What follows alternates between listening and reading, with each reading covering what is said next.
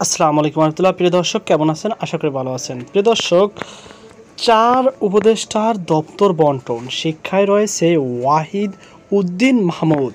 দৈনিক শিক্ষা.com প্রতিবেদক 16 আগস্ট 2024-এ বাংলাদেশের অন্যতম শিক্ষা বিষয়ক বিশ্বাসযোগ্য পত্রিকা দৈনিক শিক্ষায় প্রকাশিত হয়েছে।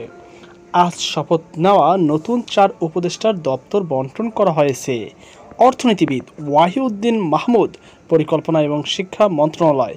সাবেক মন্ত্রিপরিষদ সচিব আলী ইমাম মজুমদার, প্রধান উপদেষ্টা কার্যালয় সংযুক্ত।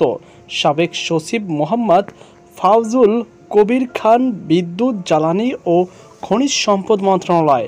সড়ক পরিবহন ও সেতু মন্ত্রণালয় এবং রেলপথ মন্ত্রণালয়।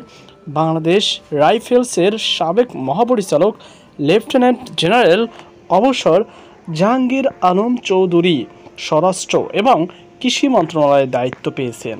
তো প্রিয় দর্শক, দেখতে পাচ্ছেন এখানে 4 জন যারা উপদেষ্টা নতুন হিসাবে যোগদান পেয়েছেন তাদের একত্রে ফটোটি দেখতে পাচ্ছেন। আর বর্তমানে উপদেষ্টার মধ্যে দায়িত্ব পুনর্বর্তন হয়েছেন 8 উপদেষ্টা। সালেউদ্দিন আহমেদ অর্থ মন্ত্রণালয় এবং বাণিজ্য মন্ত্রণালয় দেখবেন। আসিফ নজরুল আইন, বিচার ও সংসদ বিষয়ক মন্ত্রণালয়। প্রবাসী কল্যাণ ও বৈদেশিক কর্মসংস্থান মন্ত্রণালয় এবং সাংস্কৃতিক বিষয়ক মন্ত্রণালয়ে দায়িত্ব পালন করবেন। আদিলুর রহমান খান শিল্প মন্ত্রণালয় এবং গৃহায়ন ও গণপূর্ত মন্ত্রণালয় দেখবেন। রিজওয়ান হাসান পরিবেশ, বন ও জলবায়ু পরিবর্তন মন্ত্রণালয় এবং পানি সম্পদ মন্ত্রণালয়ের প্রধান হিসাবে থাকবে। ডাক ও টেলিযোগাযোগ ও তথ্য প্রযুক্তি মন্ত্রণালয়ের দায়িত্ব থাকা নাহিদ ইসলাম তথ্য সম্প্রচার মন্ত্রণালয় দেখবেন। যুব ও ক্রীড়া মন্ত্রণালয়ের উপদেষ্টা আসিফ মাহমুদ এর পাশাপাশি শ্রম ও কর্মসংস্থান মন্ত্রণালয় পেয়েছেন। ফারুকি আজম মুক্তিযুদ্ধ বিষয়ক মন্ত্রণালয় এবং দুর্যোগ ব্যবস্থাপনা ও ত্রাণ মন্ত্রণালয়ের দায়িত্ব পেয়েছেন।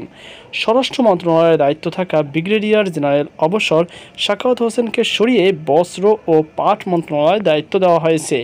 এছাড়া অন্যান্য উপদেষ্টার দায়িত্ব অপরিবর্তিত থাকবে বলে জানানো হয়েছে। ছাত্র জনতার আন্দোলনের মুখে 5ই আগস্ট প্রধানমন্ত্রীর পদ থেকে শেখ হাসিনার পদত্যাগ এবং ভারতে পালিয়ে যাওয়ার পর দেশ পরিচালনার জন্য অন্তর্বর্তীকালীন সরকার গঠনের প্রক্রিয়া শুরু হয়। পরদিন 6ই আগস্ট দ্বাদশ জাতীয় সংসদ ভেঙে দেন রাষ্ট্রপতি। এরপর 8ই আগস্ট শপথ নেয় অন্তর্বর্তীকালীন সরকার। এ সরকারের প্রধান উপদেষ্টা হিসেবে দায়িত্ব নেন শান্তিতে নোবেলজয়ী অর্থনীতিবিদ ডক্টর মোহাম্মদ ইউনূস। তিনি সহ উপদেষ্টা পরিষদে এখন 17 জন সদস্য রয়েছে। নতুন করে আজ এই 4 জন শপথ নিলেন, আর এতেই সংখ্যাটি দাঁড়ালো এখন বর্তমানে 21 জন। তো প্রিয় দর্শক, এই ছিল আমাদের দেশে অবশ্যই সব যাত্রা। সকল আল্লাহ হাফেজ।